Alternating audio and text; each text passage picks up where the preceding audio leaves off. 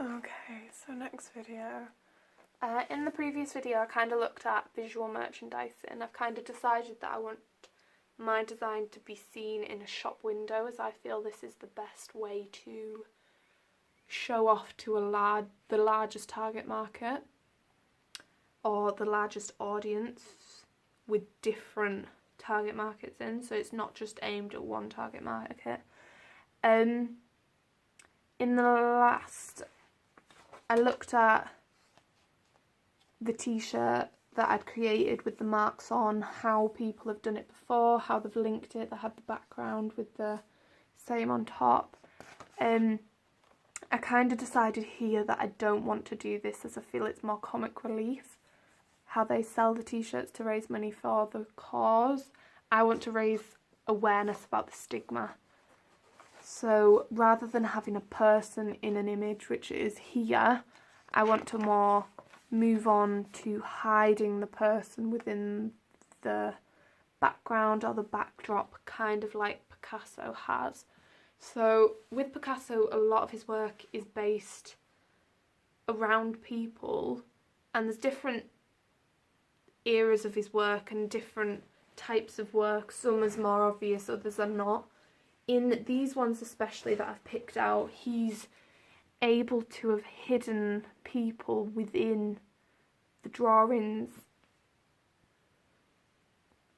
and you can look at the paintings for a little while and it'll take a while before it clicks that there is actually a person within it. So there's a head there, there's an arm, and then more of a leg down here, there's a head, and then a hand here, another one here, and his feet at the bottom.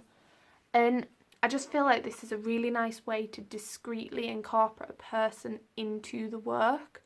So I don't want it to be focused on the person, but I feel that if the person isn't there, the message will get lost in just an experimental piece, especially using a visual merchandising background, as a lot of the time they use mannequins with clothes on incorporated within the design. So that's kind of where I'm getting or trying to relate to and getting ideas from. I want to look at Picasso and kind of within the backdrop hide the figure but use a figure somehow. So I did start off looking at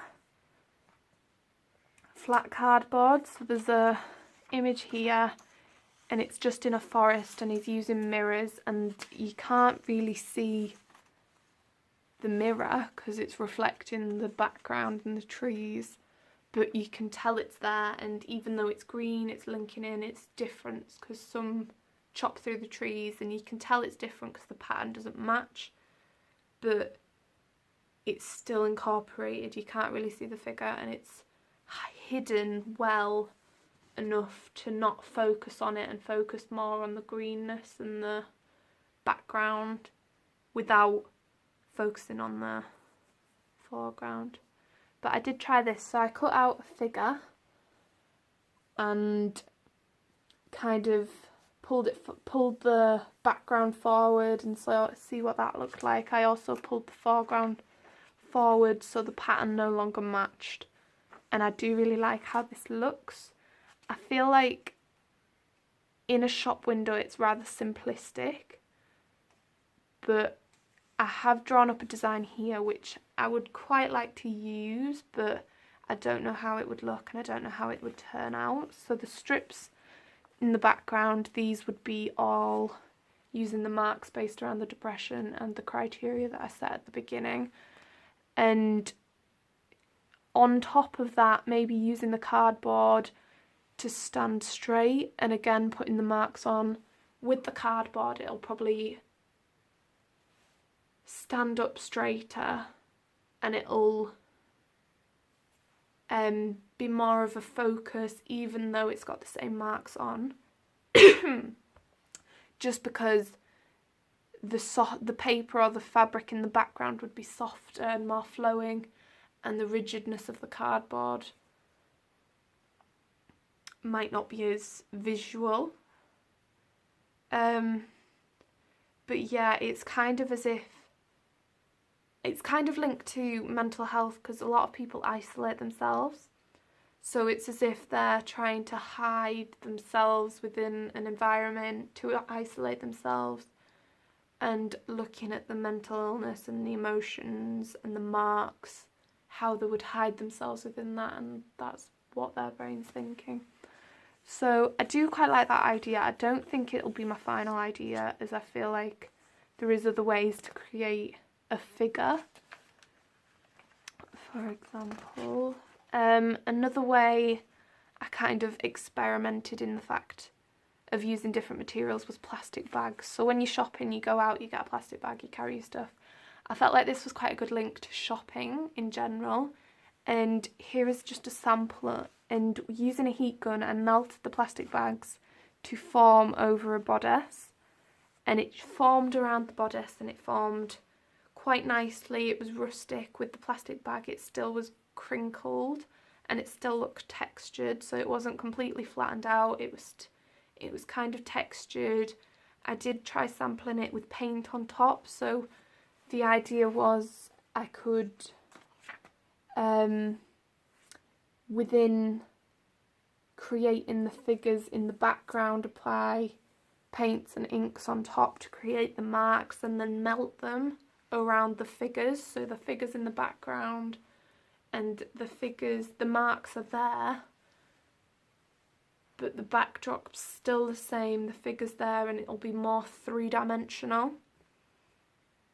And if you've like walking at a side, you'll be able to see it, and then maybe straight on you might not be able to, and then walking further it'll just be a trick of the eye. You'll see it, you'll not see it, and it's just another idea that I came up with. And yeah, and then thinking of the same lines, so it's mould into a figure or a person. I was thinking how designers create designs and then they add boning to it. So kind of folding fabric, then darting it into a figure and a form of a person. So darts, and then again it'll be three-dimensional depending on what angle you're looking at it. This one would be quite tricky to do, as the fabric would be hard to pin. It would be hard, and you'd still have to have something underneath, as it probably wouldn't be able to hold on itself depending on how thick the fabric was. But I quite like the idea of having it subtle enough that you can't really see it, and it was within something else. Okay. And then I tried this one. So this was a moulded expandable foam around a bodice, to see in the same way as the plastic carrier bags, but with this one, the expandable foam, it almost distorted the body image. So it was almost looked more towards body dysmorphia than an actual physical form, which I don't mind, because a lot of mental health issues form from body dysmorphia or people not being happy with their bodies, so it would be quite a nice link. I did try and add colour and texture to it, as you can probably see down here, but I don't feel like it enhanced the body. I feel like it could be confused quite easily with just a blob, without insulting the mannequin or whatever, but I feel like the body dysmorphia, even though it could be the reason quite a lot of people get mental disorders or have anxiety or other things, or even anorexia, I don't think it fits within the marks, as I don't think the textured background here would accentuate the marks as much as I would like them to. So yeah, I do like the foam.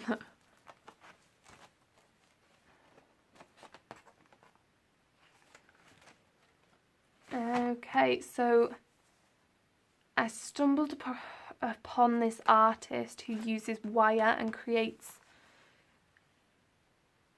just physical bodies. He uses not exactly wire, he uses metal. So here he's used his blocks, he's used rectangles and squares, and he's created figures. And I really like the way that he's done it. So he's not been stereotypical, he's just created them using different materials. And I do like the idea that he's come up with, as he's not sticking to the specific body shape. Like, he's used squares, he's used boxes, and I do feel like this is a good way to go. I drew up an idea here and I do really like this idea. So this one came up, it's linked and it's based around the half and half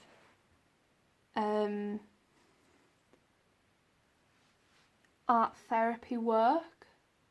So the inside and the outside, and I kind of want to base it on how the inside emotions might feel compared to the outside emotions. So inside they might be feeling blue, they might be feeling sad, emotionless, so the blacks, the blues, the greys, and then the outside they might be trying to hide this, so they might have like the pink and more of the yellow, but within there'll be mixes of blacks, there'll be mixes of blues, because obviously they can't always be hiding the outside emotions with the inside emotions. As well, I wanted to create a figure. I'm not sure how yet, I'm going to experiment into it more, and I want to have the more inside emotions linked into it, so kind of weaved into it, and like just expressing it and kind of linking it in towards, as if the mental illness is taking over the body without the figure wanting it to, or kind of, yeah, that's the idea that I've come up with. I did sample a little bit of wire here just quickly and then weaved in some fabric to see what it would look like. This one itself was quite square and it was really hard to bend, so I don't think it got the full effect. It was just like a rectangle. I then went on to think about how I could do the weaving and the figure. I thought about how I could just create a flat figure rather than having the 3D form with this wire and weaved into it. I felt this was too neat to be descriptive of a mental health issue, because mental health is rather messy, it's rather scary, and it's not always conform or neat unless you're dealing with something like OCD. But yeah, I do like how this turned out. I do like the weaving. I just feel like it's too neat and it's not representing what I want to see within my design. I did get a bigger one, same sort of squares, just a bigger style, and tried to create a bodice. This one, again, it was quite stiff, so I clipped down and formed it to a bodice, darting it in as if you were making a dress, and it stayed in that shape. And it looks really nice, but again, I don't feel like it's the type of form, and it's too neat to be classed as something to represent a mental illness. I really like the way that it's all linked together, but the sturdiness of the metal and it's not exactly messy, it's not workable easily. So yeah, again I did a sample of that, and then I did try this wire. This one was easy to bend, it was easy to use, and it crinkled together, so I didn't have to tie the darts like I did with the other one. I could just crumple them together and form it however I wanted to. So this was the sample that I did like the best out of those ones that I tried. And yeah, this is probably the one that I'm going to go with, mainly because, like I said, you can crumple it together, you can form it, you can add in the bodies of dysmorphia if you wanted to, but not in extreme way compared to the expandable foam like I tested before. It's quite a messy one. Once it's crumpled together, you can overlay it and it forms up and becomes more dense. So it is quite a nice one. And it, compared to the other 3 wires that I tested, I feel like this one represents people better, as the other ones were quite neat and they were quite perfect, whereas this one can be quite messy and represent more people, as it's not everyone's perfect and it's not everyone's. So yeah, I thought